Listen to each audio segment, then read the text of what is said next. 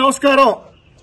ఈరోజు ఆంధ్రప్రదేశ్ రాష్ట్ర ముఖ్యమంత్రి గారు జగన్మోహన్ రెడ్డి గారు అంగరంగ వైభవంగా తానేదో సాధించినట్లు ఈ 4.5 ఏళ్ల కాలంలో తాను పెద్ద పెద్ద ఘనతలు సాధించినట్టు భారీగా కటౌట్లు ఫ్లెక్సీలతో జన్మదిన వేడుకలు చేసుకుంటా ఉన్నాడు. అందులో భాగంగా ఈరోజు మా గుంటూరు జిల్లాలో కూడా వివిధ చోట్ల ఫ్లెక్సీలు బ్యానర్లు పెట్టారు. దాంతో పాటు ప్రతిపక్ష నాయకులు కించపరుస్తూ కూడా అందులో బ్యానర్లు పెట్టిన పరిస్థితి ఇప్పుడే తెలిసింది మాకు. మేము ఈ రోజు ఈ కార్యక్రమం చేయడానికి ముఖ్య ఉద్దేశం ఏంటంటే రాష్ట్ర వ్యాప్తంగా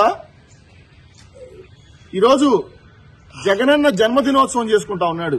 మేము అడుగుతా ఉన్నాం ఏపీ నిరుద్యోగుల పక్షాన, ఈరోజు ముఖ్యమంత్రి జగన్ జన్మదినోత్సవం కాదు, ఏపీలో నిరుద్యోగ దగా దినోత్సవంగా ఈరోజు ఈ కార్యక్రమాన్ని నిర్వహించడం జరుగుతూ ఉంది. ఎందుకంటే గడిచిన 4.5 ఏళ్ల కాలంలో అబద్దపు హామీలతో జాబ్ క్యాలెండర్లు, మెగా డిఎస్సీలు, మెడలు ఉంచి తెస్తాను ప్రత్యేక హోదాలు, వివిధ హామీలతో ఉద్యోగాలు విఫలం అంటూ అధికారంలోకి వచ్చిన ముఖ్యమంత్రి గారు అధికారం పూర్తిగా వస్తున్నా ఇప్పటి వరకు ఒకే ఒక ఫేక్ డూపు జాబు లేని జాబ్ క్యాలెండర్ వదిలి 10,143 పోస్టులతో, దానికి కూడా ఈ మధ్య 2 సంవత్సరాల క్రితం జాబ్ క్యాలెండర్ ఈ మధ్య నోటిఫికేషన్ భర్తీ చేశారు. అలాగే ఆడుదాం ఆంధ్ర అనే కార్యక్రమానికి పబ్లిసిటీ కోసం పెద్ద ఎత్తున జరుగుతున్న నేపథ్యంలో, వ్యతిరేకత వస్తున్న నేపథ్యంలో ఈరోజు గ్రూప్ 1, గ్రూప్ 2 పేరుతో హుటాహుటిన అమలు కాని నోటిఫికేషన్లు మళ్లీ జారీ చేశారు.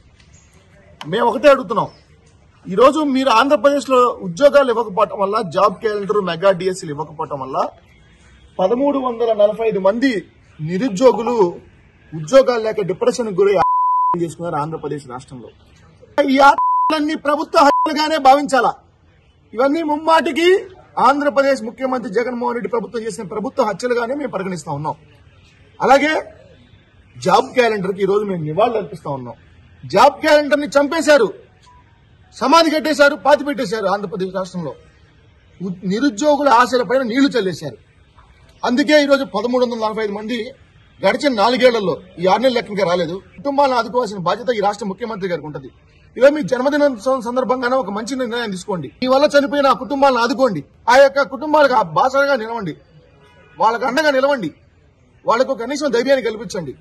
అలాగే ఆంధ్రప్రదేశ్ లో మీరు చేసిన నోటిఫికేషన్ జాబ్ వల్ల 50,000 మంది వయోపరిమితి కోల్పోయారు. గ్రూప్ 1, గ్రూప్ 2 అభ్యర్థుల వయోపరిమితిని పెంచాలా? కనీసం 2 సంవత్సరాలు పెంచండి, లేకపోతే ఇంకా ఆత్మహత్యలు పెరిగిపోయే అవకాశం ఉంది.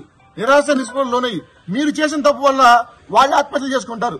కాబట్టి వీటన్నింటినీ పరిగణలో తీసుకొని ముఖ్యమంత్రి గారు వెంటనే ఈ జన్మదినోత్సవం సందర్భంగానే ఒక మంచి నిర్ణయం తీసుకోవాలా. ఎందుకంటే ఈరోజు రాష్ట్ర వ్యాప్తంగా నిరుద్యోగ దగా దినోత్సవంగా తెలుగు యువత ఈ ముఖ్యమంత్రి గారి జన్మదినోత్సవం జరుగుతూ ఉంది. కాబట్టి ఇప్పటికైనా కళ్ళు తెరవండి ముఖ్యమంత్రి గారు.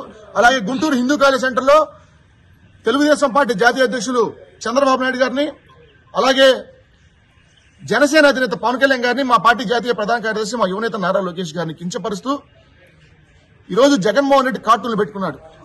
మేము చెప్తున్నాం, పోలీసు యంత్రాంగానికి కానివ్వండి, వైకాపా నాయకులు ఎవరైతే పెట్టారో మా దగ్గర ఉన్నాయి కార్టూన్లు.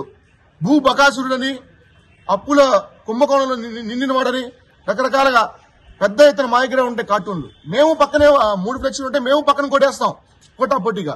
లేదంటారా దాన్ని తొలగించండి.